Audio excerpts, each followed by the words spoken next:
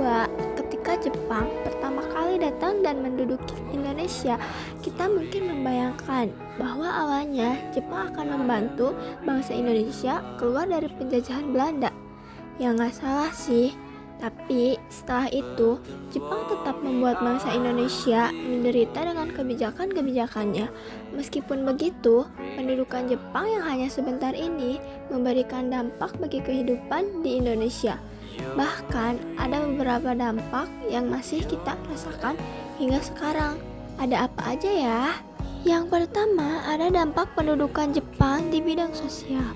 Jadi, Jepang kan mengaku sebagai saudara tua bangsa Indonesia karena sama-sama dari Asia. Mereka juga ingin mengusir para penjajah Belanda. Nah, saat itu Jepang mulai menghapus pengaruh Barat. Salah satunya adalah dengan mengubah stratifikasi sosial atau kelas sosial. Stratifikasi sosial yang berlaku pada saat itu adalah Jepang menempati posisi tertinggi, kemudian disusul oleh bangsa Indonesia. Selanjutnya, golongan timur asing, serta yang terakhir orang-orang Belanda dan Eropa. Terlihat ya, kedudukan bangsa Indonesia berada di atas Belanda dan Eropa. Secara tidak langsung, hal ini berdampak pada semangat bangsa Indonesia yang percaya diri untuk mengalahkan dominasi bangsa Eropa. Kepercayaan ini bahkan tetap bertahan saat Indonesia mengusir sekutu saat mereka kembali ke Indonesia pasca kemerdekaan antara tahun 1945 sampai 1949. Yang kedua, ada dampak pendudukan Jepang di bidang ekonomi. Nah, pada saat Jepang menduduki Indonesia, corak perekonomian Indonesia adalah ekonomi perang. Ciri-ciri ekonomi bercorak perang itu ketika adanya pengaturan, pembatasan, dan penguasaan faktor-faktor produksi oleh pemerintah militer. Nah, Jepang sendiri pernah mengalami defisit loh guys, semua itu akibat pembangunan bina militer demi kemakmuran bersama Asia Timur Raya. Perekonomian penduduk harus dikorbankan hingga lumpuh. Bayangin aja ya, pada saat itu penduduk dipaksa menyerahkan tenaganya serta hasil bumi mereka. Akibat hal itu, penduduk mulai kekurangan gizi, kesengsaraan mulai merajalela di berbagai daerah. Kesehatan jauh menurun dan mayoritas penduduk mengalami penderitaan. Selanjutnya, ada dampak pendudukan Jepang di bidang pemerintahan.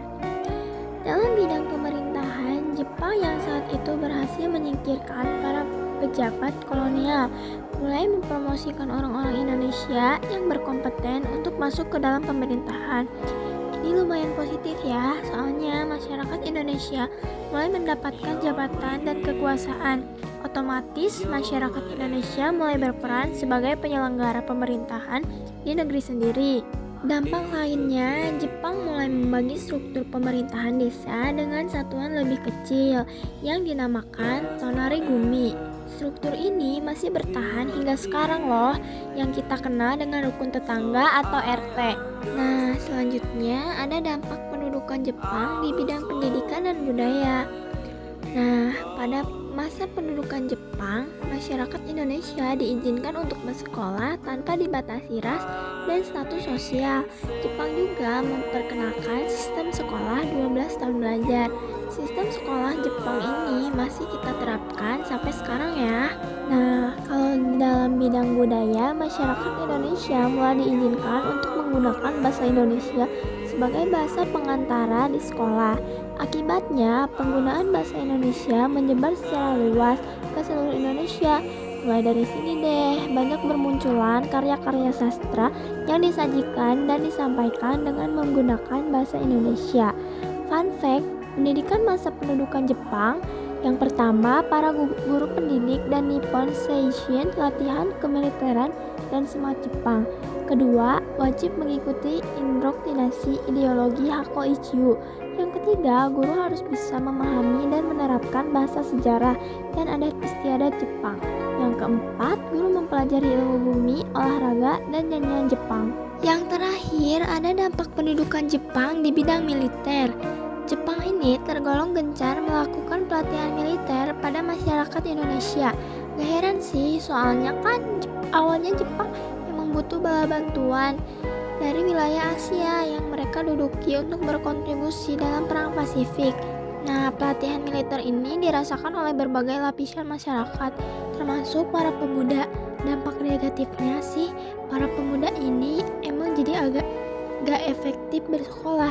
Tapi dampak positifnya, para pemuda ini punya mental yang kuat dan berani dalam bertempur.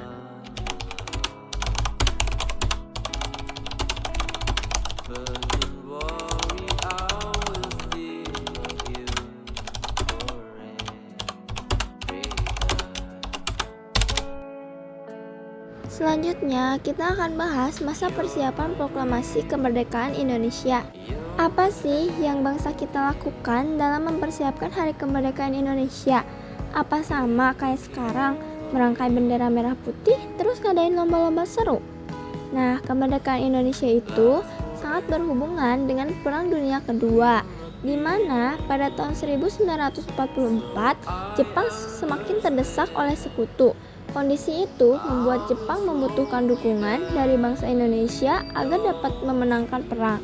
Makanya Jepang membuat siasat, yaitu menjanjikan kemerdekaan bagi Indonesia. Nah, terus salah satu usaha Jepang dalam menyatakan janji kemerdekaan pada bangsa Indonesia adalah dengan mengumumkan dibentuknya Badan Penyelidik Usaha-Usaha Persiapan Kemerdekaan Indonesia atau BPUPKI pada 29 April 1945. BPUPKI itu menyelidiki hal-hal yang dibutuhkan Indonesia untuk menjadi negara merdeka.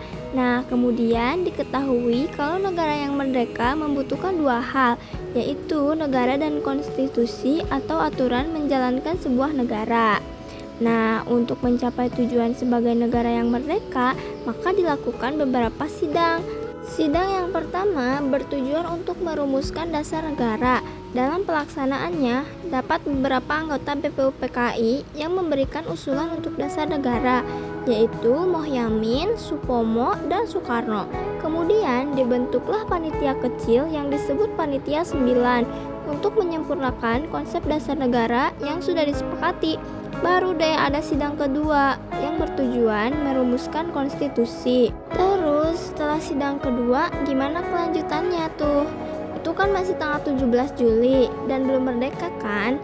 Karena sidang kedua BPUPKI tersebut udah selesai dilakukan, maka pada 7 Agustus 1945 tugas BPUPKI pun dinyatakan selesai dan dibubarkan. Selanjutnya, pada hari yang sama dibentuklah Panitia Persiapan Kemerdekaan Indonesia atau disebut PPKI. Nah, itu dia masa persiapan proklamasi kemerdekaan bangsa Indonesia. Wah, ternyata beda banget ya persiapannya dengan yang sekarang. Kita harus semangat menyambut hari kemerdekaan nih, biar bisa menghargai usaha-usaha pahlawan Indonesia dalam meraih kemerdekaan.